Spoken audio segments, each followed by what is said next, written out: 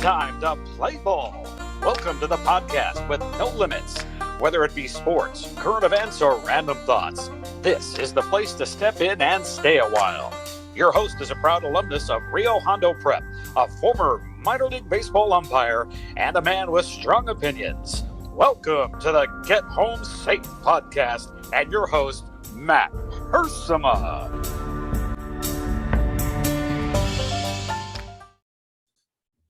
Hey guys, and welcome to another episode of Get Home Safe. It's a Friday edition of the podcast. You know what that means? It means you don't have to deal with me today. You get to have a guest on here. I only get to talk about half the time, and we get to hear from somebody great, somebody important in my life, or someone I've just met, you know, here and there. All kinds of different guests we have here on the podcast. And today we're joined by someone who I've actually umpired a few college baseball games with, someone that was a pretty good high school football official in the area too. We shared that in common. One area we did not share in common was our golf skills. This individual today is a professional golfer. I'll let him tell you all the details. I may have messed that up already, but you guys who've seen or heard about me golf, it's very, very, it's just not pretty. Anyway, today's guest will have plenty to say about golf and, you know, what his golf game is like. And then some college football, big Alabama Tide, Roll Tide, you know, the Crimson Tide football fans. Sorry, I'm a little out of it today. But today we're going to be joined by none other than Mr. Ron Reagan. No, not the 40th president of the United States, although what an honor that would be. Today, we're going to be joined by Ron Reagan, my good friend who, when I met him, he was working down in San Diego as a college baseball umpire and a high school football official, and just did great work down there. We worked a few college series together here and there and shared some good laughs. I mentioned Ron's golf game. He'll tell you all about, you know, his professional side of it, or again, I don't know all the terms. I'll let him explain it all. But Ron is also a Navy veteran, and that's why I'm wearing my Navy hat here to show support for my good friend Ron. Worked as part of a submarine force for many years. So a lot to talk to with my good friend Ron. He's a huge Alabama Crimson Tide fan. He moved out of this state we call California. We call it home. Ron is escaped from LA, if you will, escaped from San Diego anyway, and has found a home elsewhere and is very happy with his move. So I'll let him tell you all about that, but I'm very excited today to talk about kind of a wide range of topics. Of course, military service, I'm always interested in. Alabama football, let's talk some college football. Can't wait for that. That's just around the corner. And of course, Ron's golf career. Did he go pro? Was he a pro? What's the exact terminology? I know that he puts my golf game to shame for sure. And then, you know, Ron speaks his mind. He's a guy I always enjoyed being around, and can't wait to bring him on the podcast today. So let me step aside for the second best Ron Reagan I know. Sorry, Ron, no offense, man. But anyway, just kidding. All kidding aside, I'm sure he gets plenty of those jokes. But let me step aside now and bring on the great Ron Reagan.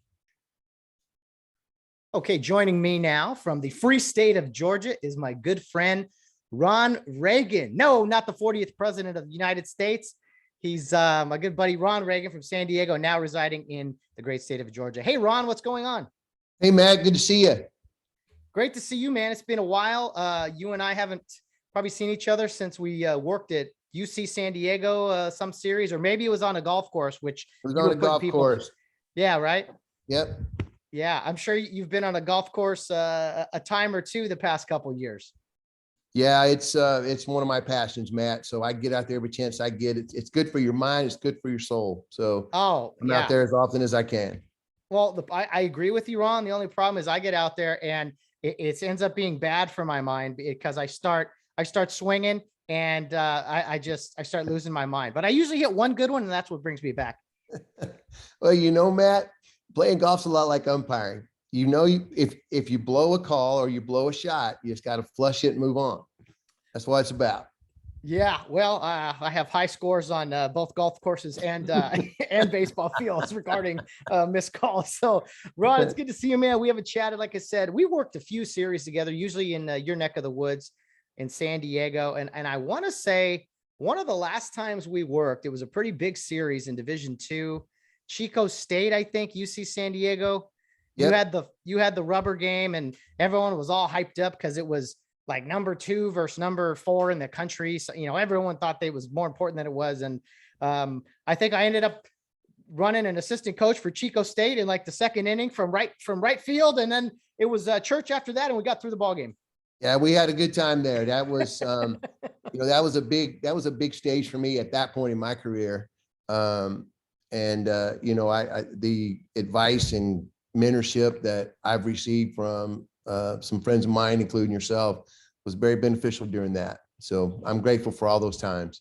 Oh, well, thank you so much, Ron. It's a pleasure to be on baseball field or any athletic field with guys that are hungry to learn. It doesn't matter, what age we are, younger, older, like the concept of officiating, it is an addiction. It gets inside of us. And for whatever reason, it keeps bringing us back, even though we have some rough days here and there, but there is something that brings us back to that field. I've been away a few years now, and I'm at peace with it, but are you still officiating out there in Georgia? I am, Matt. As a matter of fact, I'm waiting, the D2 season closes this weekend out here. And I am been told that I'm going to get probably the Peach Belt Conference Championship Series.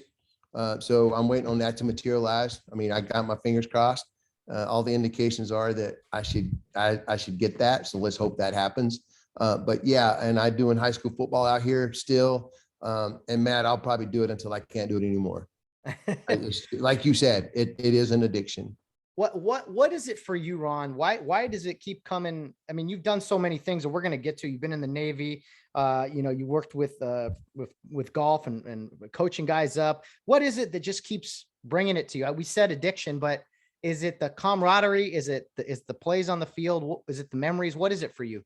Well, at this point, Matt, it's the competition with myself. Okay. And it's also my experience now. I can pass that on to younger umpires and develop them like I was developed. And I think that's the fun for me now is, because I do get assigned with younger guys and I'm expected to mentor them. And so, you coach them up and you bring them along, and it's satisfying to watch them grow. And so I think that's what it is for me now.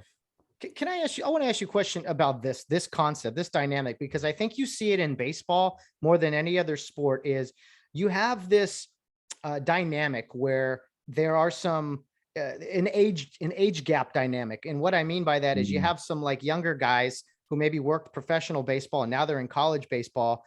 They're younger in age, but they have a lot of experience, or they've seen a lot of things at least. And then you're sometimes dealing with an older guy who's not old, but older than those guys. And so there is an interesting dynamic, I think, in baseball where sometimes the guy younger in age is kind of giving instruction to someone who's older in age. How has that worked for you as far as receiving feedback from guys? Because it can't be an easy thing. And I got to say, as a younger guy, when you're talking to older guys, sometimes it's hard to get out the words exactly because you're dealing with someone that has so much more life experience than you. What can you tell me about that dynamic?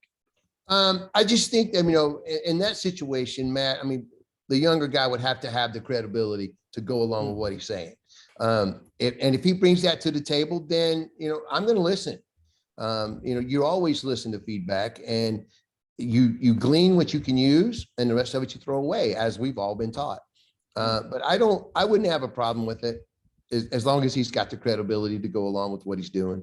No, that's well said. And you know what? There's nothing worse. Well, maybe there's things worse, but on a baseball field, there's nothing worse, in my opinion, than an arrogant umpire, whether it's a young dude or an old dude, guys with no experience, a lot of experience. I don't care who it is. There's a level of confidence you need, but I just hate guys that are arrogant. I can't stand it. Our job is hard enough.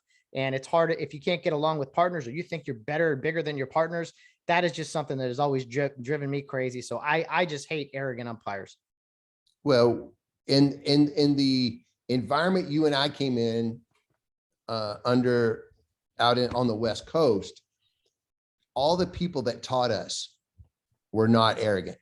Okay. And they preached that to have humility no matter what, because this game's not about us. They don't come to watch us work.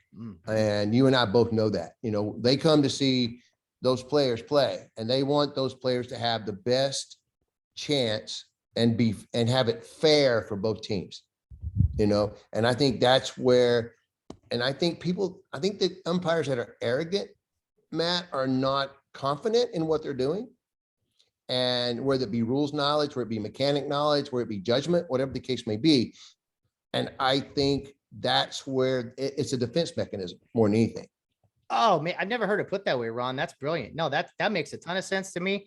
And now that I look back at it, I'm kind of like, yeah, I could see, that. Now, I said 90% of the time you're around great dudes who just want to do a good job and you know, they got your back. But there's a handful of guys, like any profession, that kind of give us a bad name. And even when we're not being out there being arrogant or cocky or whatever, there's still plenty of problems that are going to come our way. So why carry yourself in that way? So very well said about the West Coast.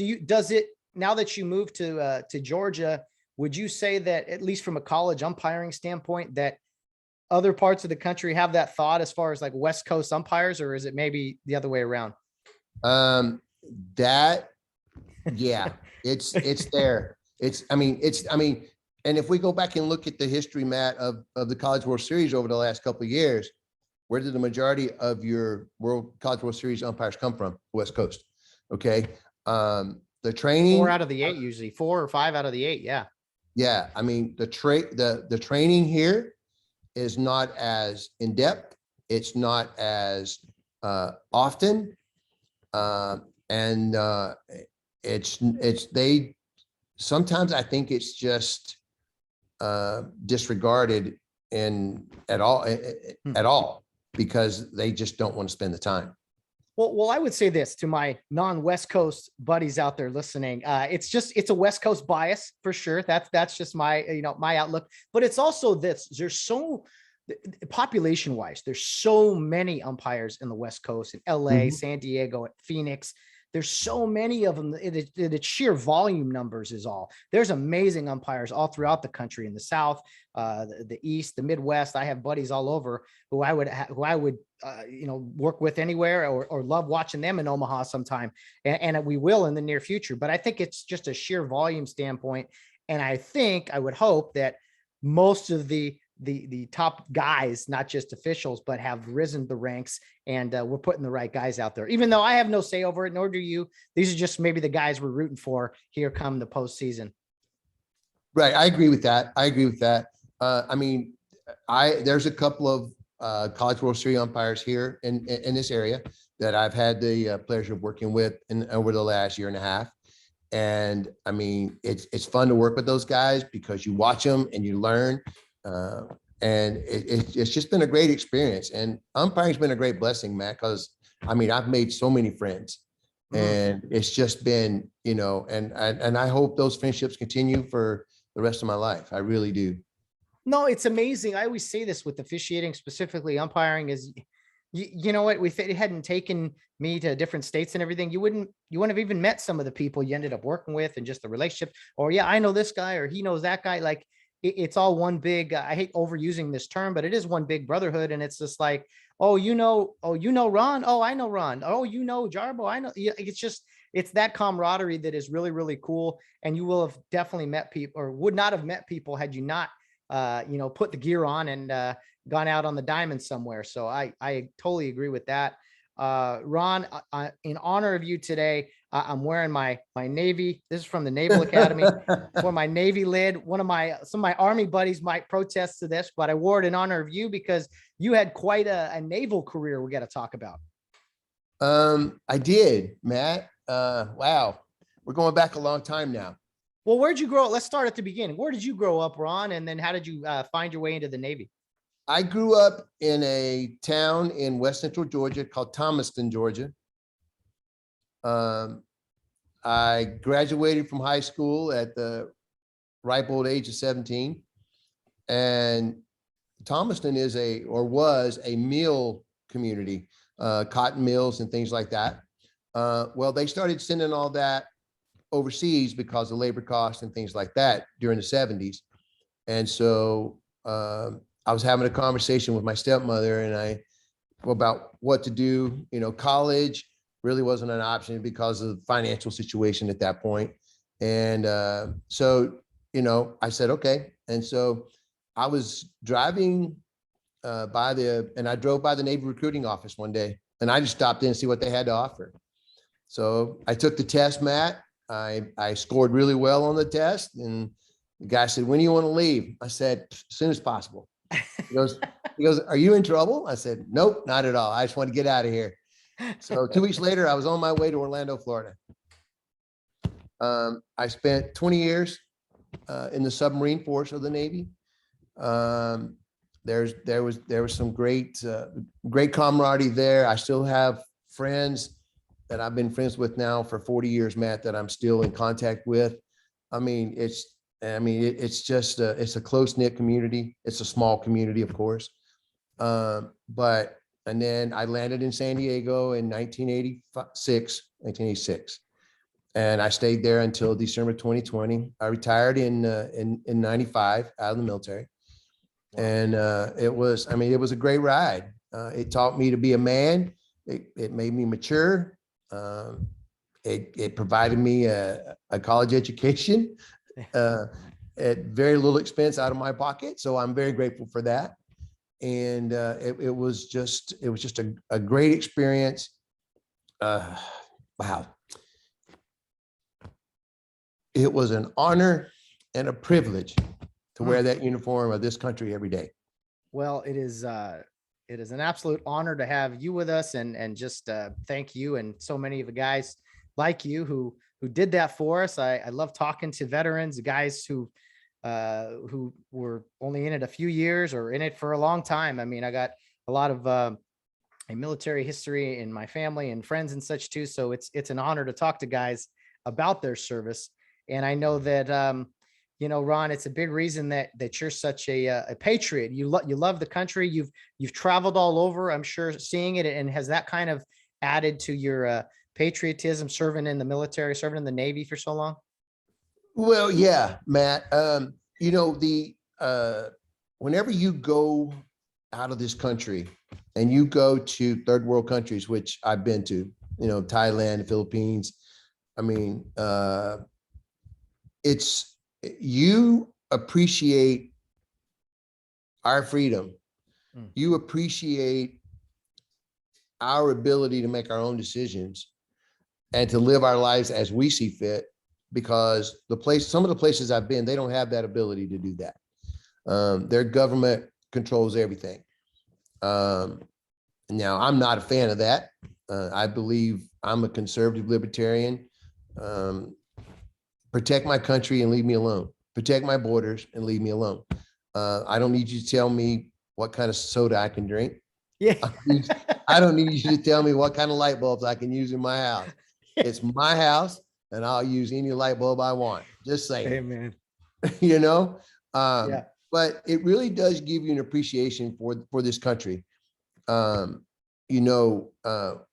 Standing behind home plate with your crew, and you're getting ready to have the national anthem played. And I've had this happen this year where all three of us were veterans. And all three of us saluted instead of putting our hats over our hearts, and you'll be surprised, Matt, at the players who walk up to you and go, "Hey, Blue, thank you for your service. Thank you so much for protecting us." That warms your heart. And all those sacrifices for 20 years are now validated, and they're worth it. Yeah. I always kind of scan the crowd. If I'm at a game, not, you're on the field, it's a different story, but I scan the crowd here and there to see if there is anybody saluting. And usually I do see somebody out there, and that's awesome, Ron, to see all three of the guys on the crew who are veterans. And I don't care what the sport is. I think baseball is probably the most patriotic, I guess we could say, but that national anthem is so important to be played before every game to show respect. I've never had the game, but I've heard the Air Force Academy, they all stand out there at attention and they look really, really sharp. I got to imagine that's what the Naval Academy in West Point is like too. But it drives me crazy when I don't see guys showing the respect that they should have. And umpires, for the most part, do a pretty good job of it. But there are a few guys I've taken aside and said, hey, man, we need to be totally still for this, or hey, put your heels together, do it right. Because if we can't focus for 2 minutes, how are we going to focus for 3 hours, you know? I agree. I'll share a funny story with you with a guy you and I both know and love, Rich Padilla. He was evaluating me at UCSD one day. And really the only thing he had to say was, during the national anthem, make sure your heels are together. And that's all he said. I mean, Richie is a Marine, right? And that's the only thing he had to say, really. And he goes, that's it. He goes, we're good now. But I always remember that. And so whenever I line up to have the national anthem, I always make sure that my heels are together and my feet are at 45-degree angles, so that I know Richie's watching. That's right. That's right. Someone's watching. Yeah, for sure. Gotta keep, it makes everything sharper. It puts us all into uniformity and makes, pays the respect that it deserves. So and now, Ron, God bless you, man, for your service. I have so many questions regarding, you can't just buzz over the submarine stuff. I do have some questions regarding that. But before I forget, people, I got to know, now you growing up, hey, I'm Ron Reagan. Hey, I'm Ron Reagan. Now that was probably fine until this guy became 40th president of the United States. Then was it like, oh, are you related? Or, how often throughout your life do you get the whole, oh, Ronald Reagan, really? Like, how often does that happen? I still get it today, Matt, even though he's been gone for many, many years. But during his presidency, I was working at the Naval Recruiting District in Nashville, Tennessee. I transferred there as he was taken right after he took office. And so I'd answer the phone, Naval Recruiting District, Nashville. This is Ron Reagan. And they go, yeah, right. Let me speak to George Bush. Okay. So I would say, okay, hang on a minute. Because Matt, I had a guy in my office named George Bush. I would. No, you didn't. Stop I did, it. Matt. If I'm lying, I'm crying, and I ain't shed a tear. Okay. I handed him the phone. He goes, George Bush, how can I help you? Matt, we put more people in the Navy out of that recruiting station than ever. And it was a blast doing it. Now, on the other side of that coin, I had to have an unlisted phone number. It was back in those days, you had a phone book, right? Yeah. And I couldn't have my name in a phone book because I'd get phone calls at 3 o'clock in the morning telling me how bad my economic plan worked or sucked. And so, it was a little give and take. But when I was overseas and I needed to, call my wife and make a collect call, who's calling? This is Ronald Reagan. And it was, just a minute, sir. And they put me right through. There was no delay. So that was to my advantage. But it was a good ride, and I still get those comments. Are you related? No, I'm not. My mother just loved him as an actor, so that's how that. And you spell it different too, don't you? No E, just an A. Yeah, he spells his incorrectly. He has an E in his. I don't. I love you, Ronnie. I love you. So your mom just loved him as an actor, huh? And said, I need a Ron Reagan in my life. That's right. So here I am. What about boot camp? Was it, well, I guess he wasn't president yet, but. No, because I went to boot camp in 76. Yeah. Okay. So he was governor of California then or whatever. Or was he? When was he, 70? Wait a minute. Yeah, because didn't he leave office there from 74 to 78? And then, okay. And then I think so. And then he got into the 1980 election because Jimmy Carter was elected president in 76. And he served that next 4 years. And then President Reagan took over in January of 81. Yeah. That's right. That's right. Okay. Well before my time, that's all I'll say. But you know what? It is cool that we had two Ron Reagans doing great things at that time. So when you went into the Navy, were you going in thinking this is going to be long-term thing, or, hey, let's just try it out? What were your initial thoughts? You just wanted to get out of Georgia for a while. What were your initial thoughts going into it? I just wanted an opportunity, Matt, and there were none in my hometown. And, my stepmother, during that conversation I alluded to earlier, told me that Thomaston, Georgia was a great place to be from, as far away from as I could get. So, I embraced the Navy as an opportunity to better myself, to grow up, to learn trades, to learn work ethic and things like that. But once I got in, Matt, and started going to sea and doing the things we were doing and how interesting that kind of stuff was, I fell in love with it. And, and then if you couple that with, love of country and patriotism and all that stuff, it was meant to be. That's where I was meant to be for those 20 years. So did you know what your initial, what field, I guess, you would want to go into, or how did you come about? What were some of the earlier responsibilities you had? Well, I mean, first of all, when I joined, they said, well, do you want to go to submarine school? And I'm like, well, that means I'll be on a submarine. I said, that's a ship that sinks on purpose. Wait a minute. And they go, yeah, but we'll pay you $55 extra a month. Well, in the 70s, that's quite a bit of money, Matt. So I said, okay, I'll go. And so I went to submarine school, and then I was assigned to my first submarine. And I mean, they go through, as a junior sailor, you go through things like mess cooking and things like that, where you serve the crew their dinner, you do the dishes, and you do that for a total of 90 days. Okay. That's your first assignment on a ship, is taking care of the crew. And what it does is it integrates you into the crew and makes you a functioning part of that crew by doing something for the crew, which is what the submarine force is built on. We're there to serve each other. We all have to learn damage control. We have to go through a qualification program on there, where we have to know where certain components of ventilation systems, potable water systems, electrical systems, the nuclear reactor systems. We have to know all those things because we may have to shut them down in an emergency, with a fire, flooding, those kind of things. And so that was really the first year on board was what I did. We had 12 months to qualify submarines. I did mine in 7 months. Wow. And then after that, you become a very integral part of the crew.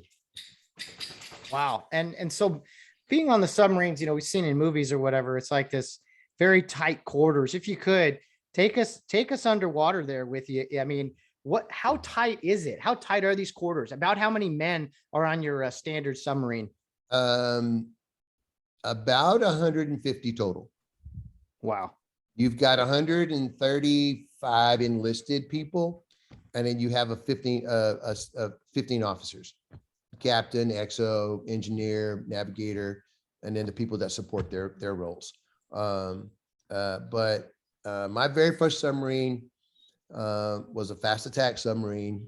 And if you get in your bed or in your rack, as we call it, you had just enough room to turn over. That was it. Wow. So what did it ended up being some of your bigger responsibilities as you went forward, or responsibilities that you were kind of doing the longest? Well, I was in charge of writing all the standard operating procedures and processes on board. I would get with the experts of let's say the electrical system or the oxygen generating system and things like that. And we would write all these processes to start these systems up when it's time to get underway. The diving procedures, the surfacing procedure, everything we did on a submarine was done by a process. Okay. No one did anything by memory. You always had a checklist in your hand. Everything was redundant. And so I was responsible for writing some of that stuff and implementing some of that stuff and those kind of things. Now, as my career progressed, of course, I got out of that role and I started, the biggest number of folks I ever managed while I was in the Navy was 674 at the submarine base there in San Diego. I was basically in charge of all the administrative functions of the submarine base in San Diego. So where were some of the, talked about, third world countries and such, where were some of the places you went that I'll say were, I guess for lack of a better term, memorable places that you wouldn't mind going back to? And then was there any other places maybe that you saw that were just like, that maybe you anticipated being better, but was just kind of like, I don't need to go there. Here from there again. Thailand was a very interesting place. I enjoyed that. Korea, I went to Korea. I went to the Philippines. The good thing about the Philippines was the food. They can cook. They really can cook, Matt. They really can. And then after I retired, I went back to Thailand just to go into the rainforest and things like that, because I wasn't able to do that when I was active duty. But that was, and then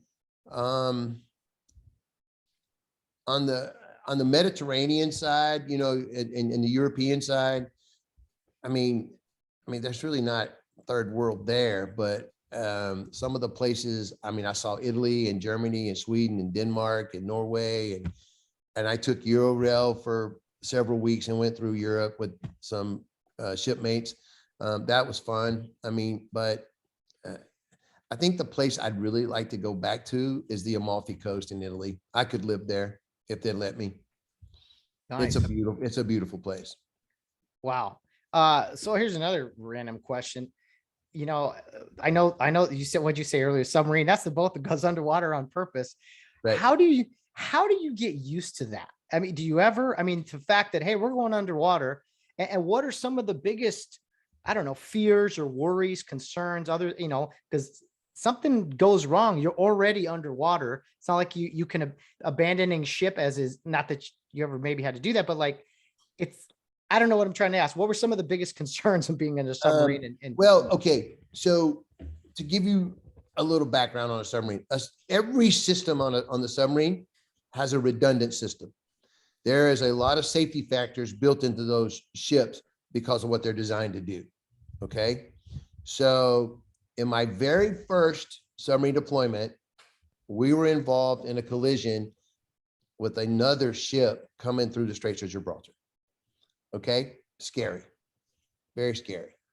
And then in my very last deployment, we hit an underground mountain or an underwater mountain. Okay. So those are some of the concerns, but the biggest concern on a submarine is fire, because once it gets into the lagging on the outside, on the bulkheads, that stuff is, it's just like kindling, Matt. And it just, there's nothing you can do. And it's very toxic. There's some asbestos in there. So, so those were some of the concerns. Collision. Yeah. Losing the reactor power. Yeah. That's very concerning, because that's your electrical, and everything feeds off the electrical system. Right. But the big thing would be fire and flooding, because there's nothing you could do at that point. No, that's scary stuff. You're talking about claustrophobia, I'm sure that kind of goes out the window real quick with guys, just because, hey, this is our life down here. And when you say you would deploy, how much, are you underwater the majority of the time, or how often are you guys coming up and like, docking at various shorelines? Well, it depends on the type of submarine you're on. If you're on a fast attack submarine, you're going to dock probably every 45 to 60 days. Okay. If you're on a missile carrying submarine, you're not going to dock at all. You're going to go to sea, and you're going to come back, and you're going to change crews, and then you're going to go home for ever how long you're home, and then you come back and take the ship over. The longest I've ever been submerged was 105 days. Oh my. Yeah. 3 months. What? Oh my goodness. Yeah. That's a lot. When you came up and saw the sky for the first time after that, what was that like? Be like, oh, wow. You kind of feel like the little gopher, your eyes are all, sensitive, and you have no skin color. And the only thing you want to do is drink fresh water and eat a salad. That's it. Seriously. That is funny. Yeah, it's just trying to think about being 24 hours a day down there. Like, what are you able to still kind of, I don't know, let loose, board games? What would you guys do to kind of? So, there's always poker tournaments going on every night. We have movie night every night at 8 o'clock. I mean, there's always, and then, we have casino night where, we all have fun. We have, I mean, we do, I mean, there's a lot of things we do. We have halfway night, which means we're halfway done, and we're going home, in so many days. But I mean, and everybody pitches in and enjoys that time together. And it's a crew effort. But we do those things because if we didn't, we'd go crazy. Yeah, Now, that's what I'm with saying. that said, the inside of a submarine is a lot bigger than people think. Okay. Because most of the pictures you'll see only the top of the part that's not submerged, but underneath the water, there's a whole nother hull underneath there that houses all the people. We call it the people tube, right? So, I mean, it's a different, like I said, and it's 3 stories. I mean, it's 3 levels, lower, middle, and upper. And yeah, so it's bigger than you think. And, we have books, like I said, we have movies, we have music that they stream, the interior communication guys stream into our racks. We put on headphones and, we have music we listen to as we go to sleep or read or whatever we want to do. Sure. So, What about now? Listen, this is young men on a ship by themselves for a great deal of time. I got to imagine there was some practical jokers maybe going on, some things of that nature, or was it all business? Or did other ships, non-submarine guys, did they kind of take jabs at you guys and vice versa? Talk to me about the camaraderie or the joking going on in the Navy. Well, I'll tell you right now that, well, you kind of know me, Matt. I am a prankster. I'm a jokester. So on my submarine, there's a lot of that going on because I kind of caused that to happen, and I would get everybody involved from the captain down. Always had those good relationships with those officers so that we could keep morale high. That's huge. Now, if we pulled into a port and there was a couple service ships there, we didn't go anywhere by ourselves. We went with a group of us. That'd be 4, 5, 6 of us. And then if something happened, it never failed that the rest of the crew would show up just in time. Right.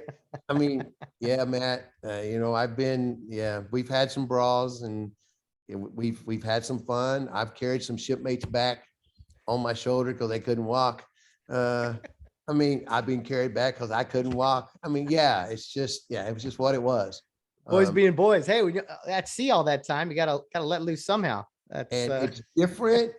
It's different doing those shenanigans in foreign countries than it is in your hometown.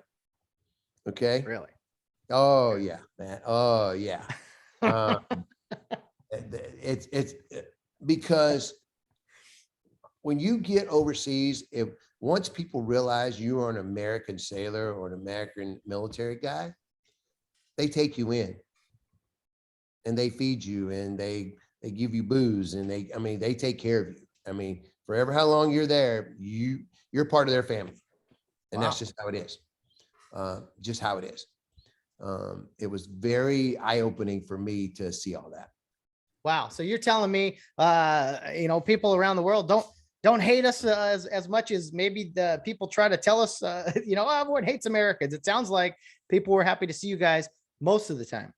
Exactly, Matt. I love Scotland. I've been to Scotland 13 times. And I've played golf in Scotland. That's an experience that you need to treat yourself to. Man. But it was such a blessing. But whenever we would go into town for dinner, because we always had fish and chips when we got to Scotland. I mean, and I'm talking about the ones wrapped in the newspaper mat and all that stuff with the real homemade vinegar and all. Oh man. I mean, I'm hungry just thinking about it. But, we would go downtown, there'd be 30 or 40 of us. And we would have dinner at this one place and then we'd go to our local pub. And we walk in and people knew us from the last time we were there. And we didn't spend any money. They wouldn't let us. They wouldn't let us, Matt. So no, they don't hate us, Matt. I think that's a narrative that people that hate us want to create, but I don't believe it's true to this day because they know that we have their backs no matter what. Yeah, I think the Stars and Stripes still means something to a lot of people around the world. That's just my take. Yes, sir. Well, you eventually docked in San Diego. Do you remember the last time getting off that submarine? And so were you planning to live in San Diego? How did your transition out of the Navy and living in San Diego go about? Well, I had two children, or I have two children. I have a son and a daughter.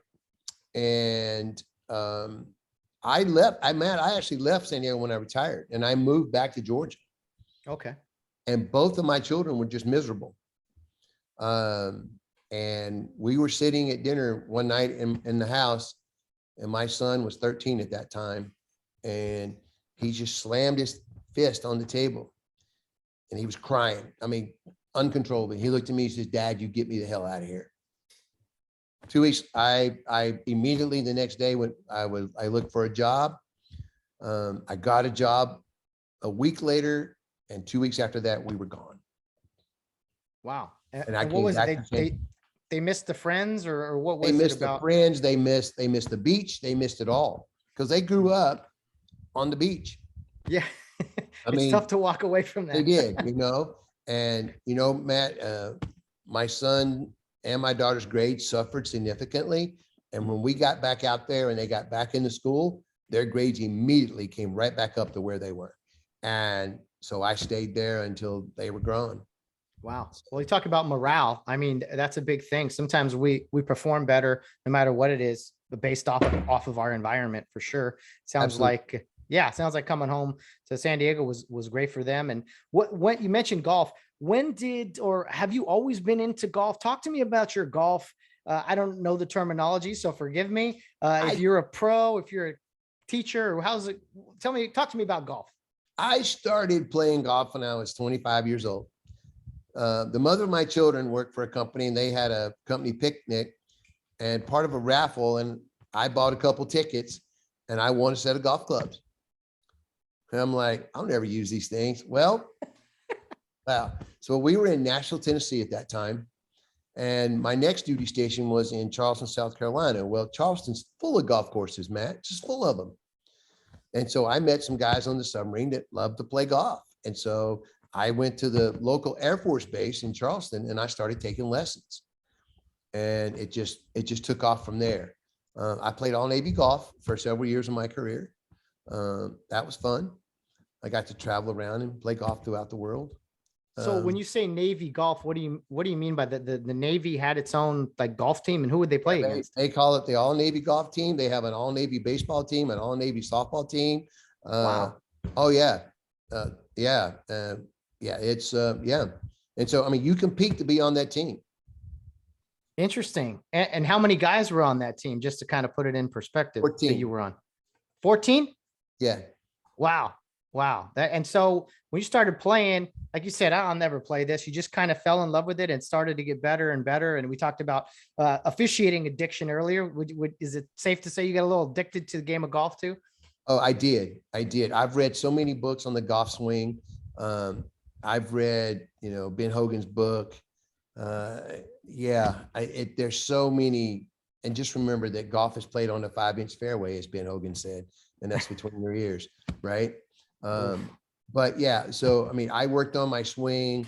I took lessons. I took lessons for 20 years, Matt. I did. And then in 2008, I got in the business. I got into golf business as an assistant pro at Admiral Baker Golf Course in San Diego. I went through the PGA program to be an apprentice and to be a Class A professional. I never made it to the Class A professional. I had 2 out of 3 steps done, but I never made it the 3rd step because the economy kind of broke on us and I needed to get into the real world and make some money. But that was an experience too, because I was able to teach and do those things and develop some kids. And I did a lot with junior golf during that time. That was very rewarding because you had kids that were talented, and you had kids that could be good. And then you had the kids that were there to be babysat by mom and dad who had no business there. But I was able to connect with them in a way that they bought into what I was selling at that point.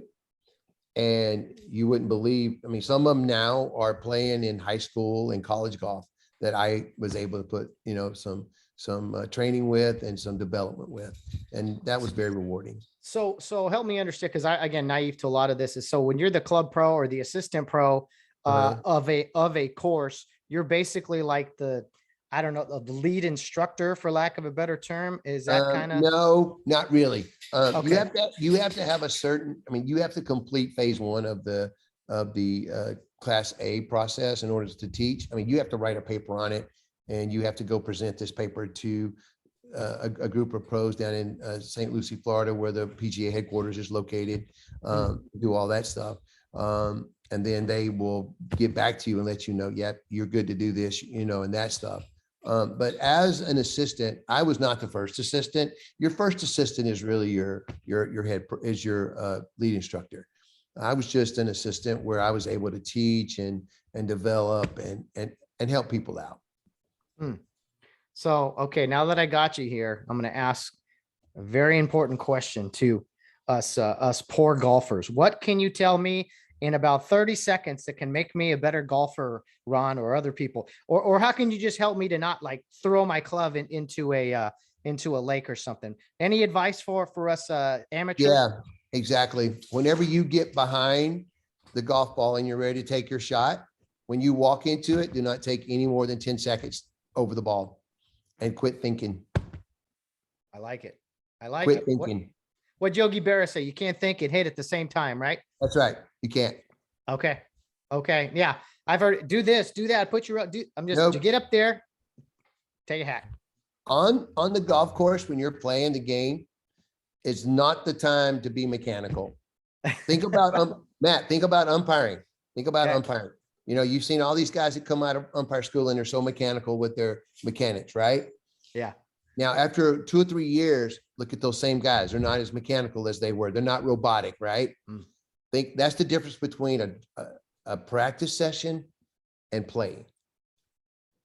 Okay. Good to know. I'm taking your next time when they say, Matt, it's your turn.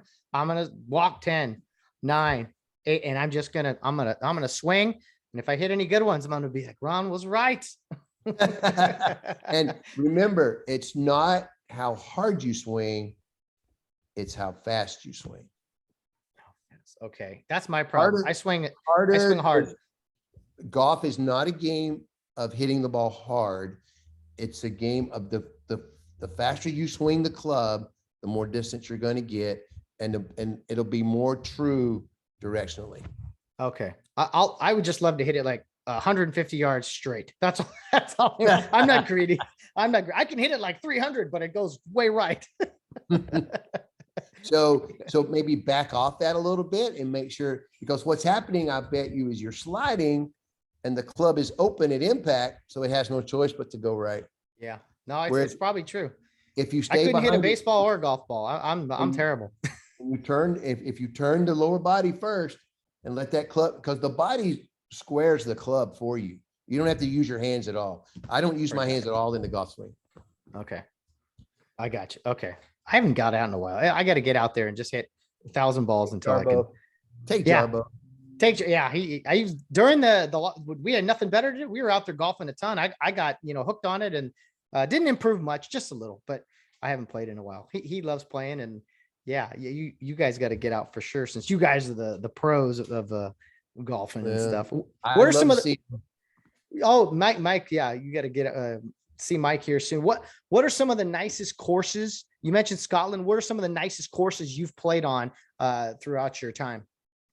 Pebble Beach, Conventional, Torrey Pines in San Diego. Beautiful. Yeah. We played some courses in Japan. We played the old course overseas, St. Andrews. It's been a blessing, Matt. It's been a blessing. Wow. And is it true that there's no bad days on the golf course, as they say? A bad day playing golf is better than a great day at work. Amen to that. Amen to that. Yeah, absolutely. Sometimes, I mean, pace of play is everything, but you also want to be like, hey, let's slow down and enjoy this a little bit. Exactly. Enjoy the stroll. I mean, I walk now. I have a push cart, and every time I play, I walk because I'm at the age now where I need to be supple and I need to be loose, and that seems to help me achieve that. So very nice. Very nice. Well, I'll let you know if your advice works, and I'll probably be asking you for plenty more pointers. So Ron, you're in San Diego. I guess that's where we met. You worked with a ton of high school football officials down there. And I always said that, college baseball was my moneymaker and everything, but to me, there was nothing more fun than a Friday night of high school football. What was your experience? What was your relationship working high school football and officiating? Oh, Matt. Wow. I mean, I got cold chills. Matt, I played the game in high school, and there was nothing better than a Friday night getting ready to kick off. I mean, you're nervous, you got cold chills, the national anthem plays. And, we would take our positions on Friday night as officials in San Diego, and they'd play the national anthem. And Matt, I'd get cold chills or I'd have tears coming out of my eyes. I mean, we had an association of about 350 officials. And Matt, I can't begin to tell you how close the number of friendships I forged in those years, because I was with them for 15 years. And I mean, we were on different crews every year, of 5-man crews. We drafted every year, different crews. And then I became a white hat, and I had to choose my own crew, and that was exciting. And I had a mentor help me do that, and it was awesome. But there's nothing, I tell young officials now that I mentor that Friday night football is the most fun you can have on Friday night with your clothes on. Okay. And that's just the way it is. And I will believe that until the day they will drag me off the football field in a body bag. I believe that with all my heart. Because I am not going to give up football no matter what. Yeah, I love it so much. It was hard for me. It's just hard so to walk away. So you walked away from football also? Yeah. I haven't officiated. It was one thing after another. I was putting more time into baseball. I was traveling with Jarbo, going to the Midwest to work independent leagues and everything. So I was getting back later for the football season. Eventually I had to step aside, but I agree with you, Ronnie. There's nothing better than Friday nights. Friday night lights are truly special. And of all the places I've been umpiring baseball, I mean, most of my thoughts go back to those Friday night football games, because it takes us back again to you when you played, or I played, Exactly. Like I was that 17-year-old kid like 10 years ago. Oh wait, much longer than that now. Like, But and here in Georgia, Matt, they close the towns down, buddy. Oh, talk to me.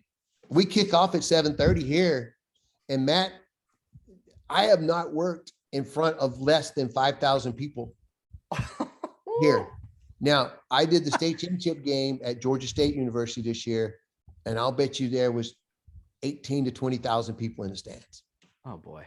I mean, it's loud, it's obnoxious, and boy, is it fun. I mean, it's a blast. I had a quarterfinal game that I had to drive down to Savannah, Georgia for, and it was Benedictine. They are a military academy here, and they played a team called Marist it's a private Catholic school up here in Atlanta, and they played, and man, it was full, Matt. 20,000 people. Wow. It was full. It was full. So you'll give me an unbiased opinion here, since you lived in both California and Georgia. You've officiated both states. This is not about politics or living conditions or anything, right. Just sheer talent on the football field, not the crowds, but as far as Georgia high school football and Southern California high school football, what would you say? Is it close in the athleticism? It's not. No. Which No. one's high? Here, Georgia. And I don't say that because I live here now. Okay. Football here, Matt, is a way of life. Okay. Seriously, it is. Oh yeah. I mean, Matt, and I'm not exaggerating. There are high schools here that have indoor facilities to practice. Okay, Matt, they have $1 million weight rooms. Yeah. Every high school that I umpire in baseball has lights. We don't start baseball games here till 6 o'clock at night. Wow. As I think it should be, but yeah, no one has lights out here. Right. Last night I worked a doubleheader last night. State playoffs have started here. Right. I worked Buford, which is a premier school here in this area. They are 6A, so they're Division I compared to California. We had a doubleheader, so we started at 4:30.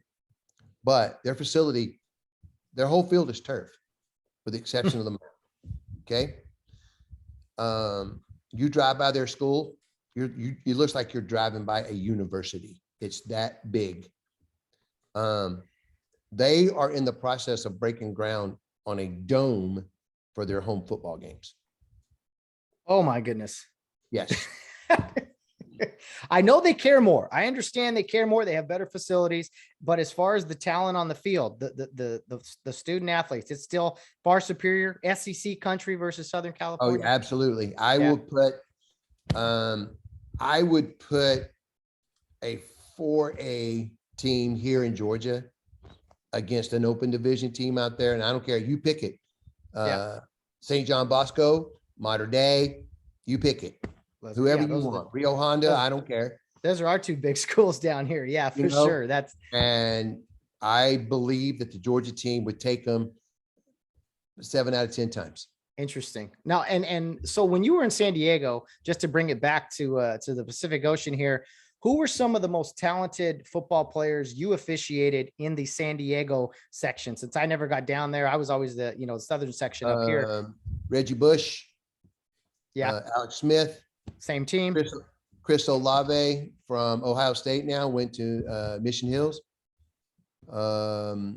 Jack Tuttle, who went from Mission Hills to Indiana, and I don't know where he is now. He left Indiana. Wow, let me see who else. When you saw Reggie Bush, I've heard Alex Smith was just kind of like he handed the ball off a lot, but I've heard Reggie Bush, his high school film is just off the chart. Absolutely. Yeah. Did you know at that time that, man, this kid's going to possibly be a Heisman Trophy winner someday? No, yeah. I mean, you knew he was special, but you didn't know how special. You could see Smith had great potential, but he didn't blossom until he got to Utah. Yeah. Chris Olave. I mean, he's probably getting drafted right now. Draft starting here. Draft, right? Yeah. But Chris Olave was a man among boys. He's fast, strong, big kid. He's 6'1", 190 pounds. I mean, who's the best high school football program in your opinion in the San Diego section? Traditionally, just is constant up. Helix High School. Helix, so Reggie and I mean, Alex school, they just reload every year, Matt. I mean, they're just strong every year. Then you probably got Cathedral High School, which is a private Catholic school. I was going to say Cathedral. I see them a lot. Yeah, you see them a lot. Good program. Madison, where both my children went to school, now has a great program under Rick Jackson. I know Oceanside has had some good teams. Do you guys cover that area? Yeah, we did. We covered everything from the Orange County line to the Mexican border, all the way out to the Imperial Valley line. Wow. Yeah, it's a big section. A lot of good football and a lot of great, like you mentioned, the guys. I mean, I have so many friends who officiated down in San Diego. I mean, yourself, Mike Allen, Shalimar Jackson, who he's doing big things. I mean, big time official. Brian Bortness, I worked with him for a while. Yeah. Bortness. Did you know Ed Zapolsky? Never met him. Who else? How about Dave Garza? Garza. I think I've worked with him once, maybe I met him once. He was, I But- mean, he was a good guy. Chris Wiggins. Wiggins, I mean, what a pro, what a class act, that guy. But now he's up for a white hat position in Pac-12. Yeah, I remember. I mean, He's working Yeah. games. It's like it happens overnight now. It's with hard work, but it's just like, yeah, that's a guy that's going places. Yeah, but Matt, I mean, those are the guys that taught me. Bortness and Chris Wiggins, those guys taught me, they taught me how to be an official. Yeah, absolutely. There's it's fun to see those guys excel and go into other areas because you're like, yeah, again, you talked about credibility. And usually the guys with credibility, they don't need to tell you how great they are. You know how great they are because they're better people, and they're people that just want to help and give advice and teach you a ton of things that you wouldn't know otherwise. Well, from our association in San Diego, and I'm very proud of that association because that's where I cut my teeth. We had 7, now 8 NFL officials come out of our association. Wow. Mike Carey was the first African-American to referee a Super Bowl. Yeah. His brother, Don Carey, was a back judge. Garth DeFelice was the #1 rated umpire for years and years. I think he did 4 or 5 Super Bowls. Yeah. Garth. And Tim Pedraza is still on the field. Clay Renard Jr. is now, this is his 3rd year coming up in the NFL. I mean, we had a lot of talent, and we got another kid, Marlo Fitzgerald, who I think will be in the NFL in the next couple of years. Marlo did the national championship game between Ohio State and Alabama in 2021.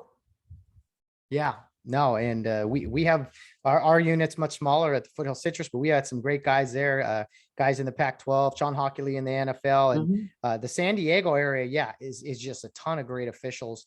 And it's nice when we get to cross over and work together in college and such.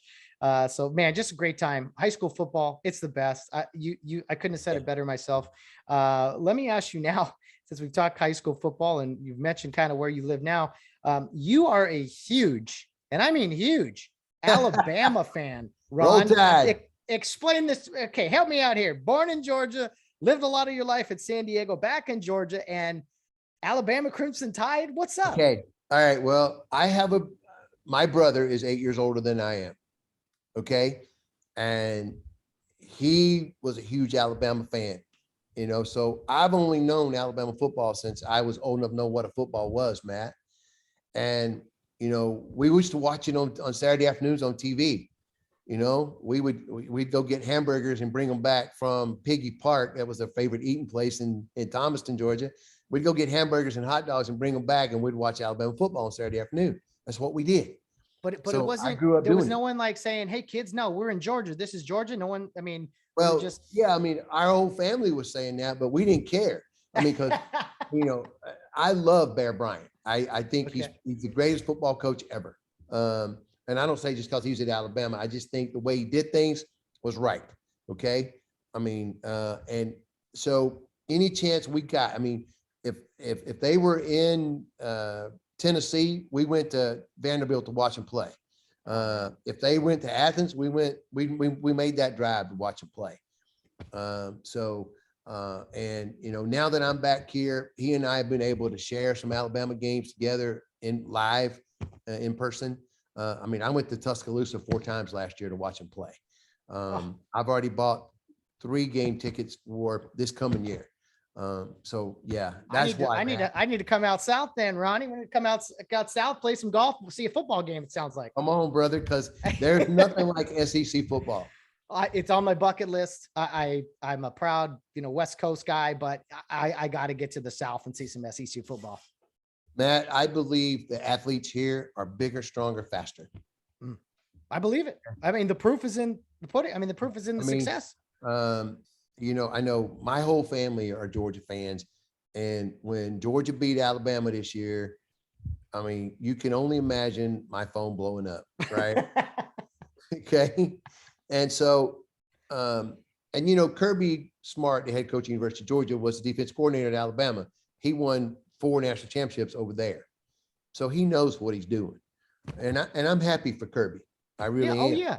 Yeah, and Georgia's been, you don't want to hear this, but Georgia's been so close so many times. I actually was happy to see them get over the hump. I mean, Alabama's ripped their hearts out countless times. Oh So, yeah, and I was happy to see it for Kirby, and mhm. then Stetson Bennett. You know, he's a story in himself. He was a walk-on at University of Georgia, and now he's a national champion as a starting quarterback. That's a story right there too, Matt. Blessing Oh for yeah. that, right? Oh, absolutely. And you know what? In today's game, today's age, it's kids show up. I'm not going to play right away. I'm transferring. And it's just like, you love to see a classy guy like that who stuck it out, maybe a little fire under him. And yeah, he ended up being a national championship quarterback for the University of Georgia. He's in the history books forever. So the other day, Nick Saban made the claim that in his 17 years at Alabama, his players who went on to the NFL have made $1.7 billion. Okay. That's a good recruiting pitch. Okay. And that's right. And he says, if you look at most of those kids, they didn't even play their freshman year. He says, but they developed. They bought That's into a the great process. point. Oh, that's a great point. You know what I'm saying? Oh man.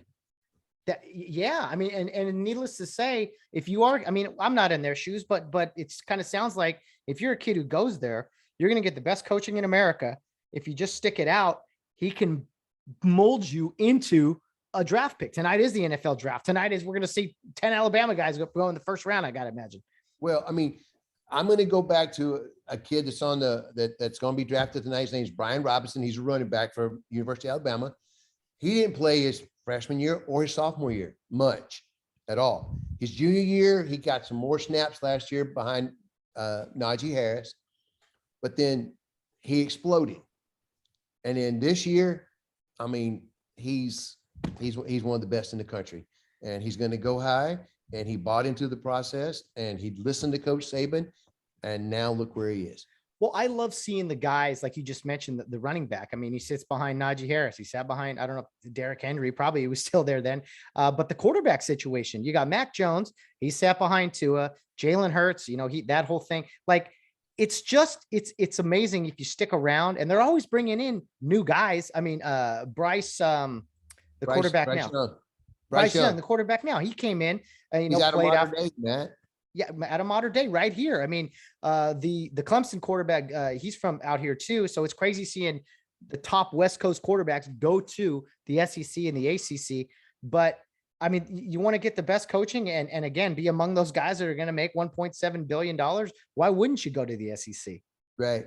I mean, and you know, Coach Saban, I mean, now I know he's a great coach, but if you watched his press conference subsequent to the national championship game, when he had his linebacker and his number one linebacker and his quarterback sitting there, and they were done with them and they dismissed him, and Coach Saban said, "Hey, can I say something?" And the moderator said, "Absolutely, Coach." And he defended those guys, and he said, "These guys are not defined by this one game." I remember that. Because they contributed to our success. He goes, "I'm proud of them, and I look forward to what they're going to bring back next year." And that tells you how he feels about his players, you know, and he will get mileage out of that on recruiting trips and with his current team right now, because they know Coach Saban has my back. And I just think, you know, I just can't say enough about him. He's one thing I've always admired about Saban. People criticize, and I'm like, dude, I think he's the greatest ever. But people criticize, and one thing he does that I take notice of, he gets after his assistant coaches more than he does the players. He's just like, the player messed up because of you, because he holds his coaches to such high standard, and that's why they go on to become head coaches everywhere else. Well, you know, there's two stories I'll share with you. One's about Lane Kiffin, the other one's about Kirby Smart. Lane Kiffin, if you remember 5 or 6 years ago, he and Saban went nose to nose on the sideline. Okay. And so they, of course, you know, the press is going to pick up on that, and they want the gossip. They want the juicy stuff. And they asked him, said, "Coach, well, what were you and Lane Kiffin discussing during that time?" And Coach Saban goes, "That was not a discussion. That was an ass chewing. And then there was a point where Kirby, he got on Kirby, something like he did Kiffin, and Kirby wouldn't talk to him. And finally, at the coaches meeting a couple of days later, Nick Saban says, "Come on, Kirby. I was only trying to make you a better coach." Yeah. So what does that tell you? You know, he's all about development. He's all about the process. And Well, it's been unbelievable to me what he has done there. I thought they won a couple. All right, it's cool, but they just keep it going. And college football is kind of that way, where it's different from the NFL, that you can get the best players year in and year out. But everyone's doing. I mean, Georgia's doing it, Clemson's doing it, LSU. Everyone's doing it. The top 10, 20 teams anyway. So it's always going to be top heavy that way. But you look at Alabama to go. I mean, they have some interesting non-conference opponents. I'll say that. But Georgia, Auburn, LSU, to have those three huge rivalries every single year and to be successful most of the time, man, that really says something about just how dominant they've been. And also bear in mind in 2020, Matt, they played a conference schedule only. Yes. So they played 10 SEC opponents. They played Florida, they played Georgia. And they went undefeated. They were 13-0 that year and won the national championship over Ohio State. I mean, what does that tell you? I mean, that was Mac Jones last year, and it's Najee's last year. What's crazy for me with Alabama is that when they lose, it is by a very slim margin. Now I know this year's title game turned into a few possessions, but in general, the past 10 years, their losses have not been by a whole lot. The Utah game, early in Saban's career, that was kind of a blowout.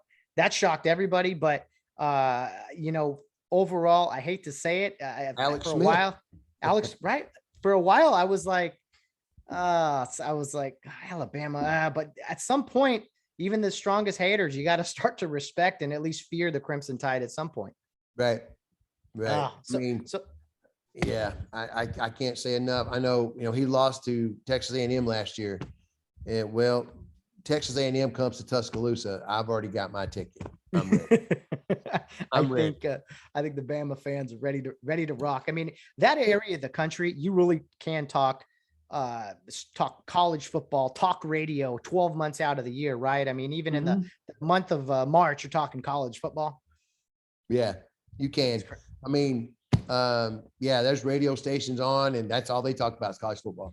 It's crazy. I got to get out there to a game. I'm gonna hold you up to it, and you show me where to go. Let's get to a game at like 7 a.m. man. Let's have a good time.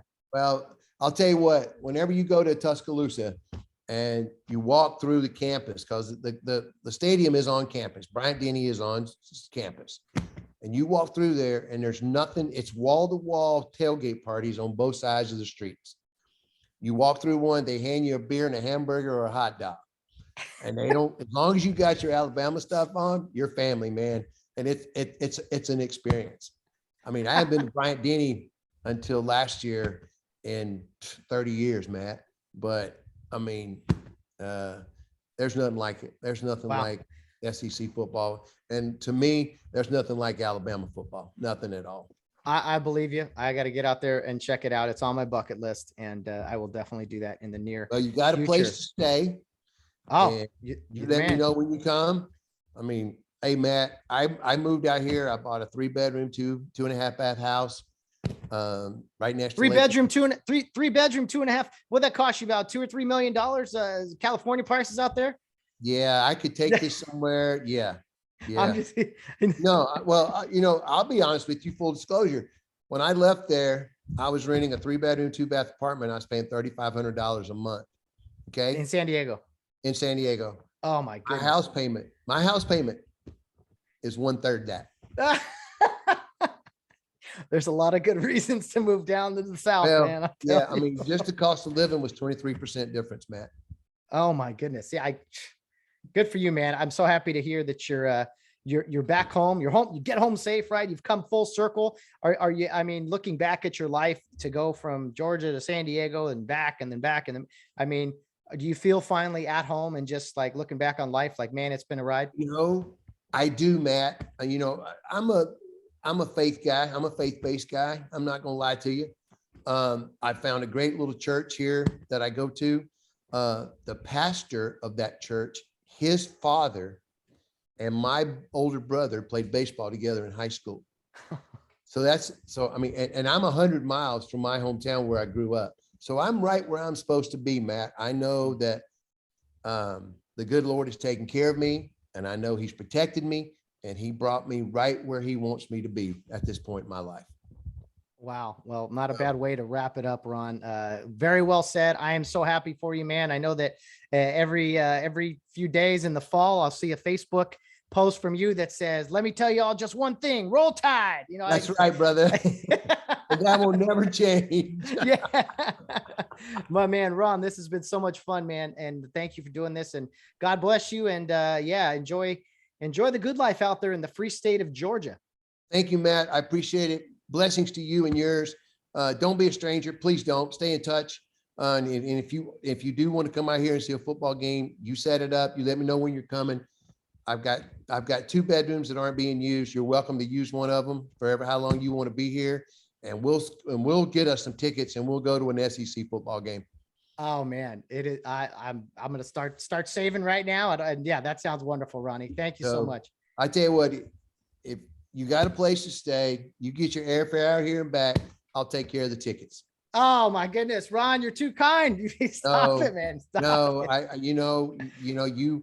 When I was first broke into Division II baseball, and you took me under your wing, and you taught me the right way to do things, and you taught me little things to make me look sharper and better, and it's helped progress my career, and I'm forever grateful. Oh, you're the man, Ron. Well, as we wrap it up, give me one good roll tide, Ron. Come on, like it's Saturday. Matt, I got 2 words for you, brother. Roll tide. SEC football on Ron Reagan. You better believe I'm in, Ron. I will take you up on that offer. I'm going to start researching flights right now, my friend. It was an absolute pleasure to chat with you today about, SEC football, but umpiring, your time in the Navy, submarines, golf. I mean, it was just an absolute pleasure, my friend, to catch up with someone. And guys, this is why I do this podcast. I do this so that I can share a conversation that I have with a friend, maybe catching up or just learning a little bit about them. I'm a firm believer that everyone has something about them that should be shared. It could be something small. It could be something big. It could be a single event in their life. It could be a lifetime of events. So I love finding the stories inside of people that I can share with you guys. So many people have reached out to me and said, man, that was really interesting. And that's why I'm doing this, to again, fun conversations. And again, I know I do my show on Tuesdays just by myself, rambling away about my opinions on life and everything. But it's interviews like today that I consider myself incredibly blessed, and really want to keep doing this and just setting up these interviews with people that have come into my life, or some people that I've never even met before. It's fun just talking with someone and talking about their life's journey, because we can all learn a thing or two, or at least share some laughs, right?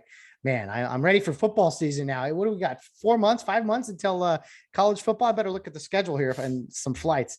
Ron Reagan, not the 40th president, but as Ron said, President Reagan, spelled it wrong, and some great stories there regarding his name. And I can't believe they had a George Bush in the recruiting office also. That is great stuff, man. I hope you guys had some laughs today like I did as you head into the weekend here in the spring. What are we in, May now? I mean, time's flying by. I can't believe we're almost to the summer, and then it'll be football before that. This podcast kind of makes the weeks fly by, which I'm a big fan of. So I'll be back next week for more fun conversations on Friday anyway. Tuesday, it'll be just me rambling about current events, my opinions, breaking down some sports topics and such. And then Friday's a one-on-one conversation with someone that I will put out there for you guys. Be sure to check out social media on Thursdays for who is coming on the podcast. You'll see us on Facebook, Instagram, Twitter, pictures of the upcoming guest, and a brief description so you know when to tune in on Fridays. But if you don't see that, every Friday releases 5 a.m. Pacific time, the most recent interview on the Get Home Safe podcast. Guys, have a wonderful weekend. Ron Reagan, thanks for coming on the Get Home Safe podcast. And to everyone else out there, guys, no matter what you're doing, whether you're out on the town or rounding third base, get home safe.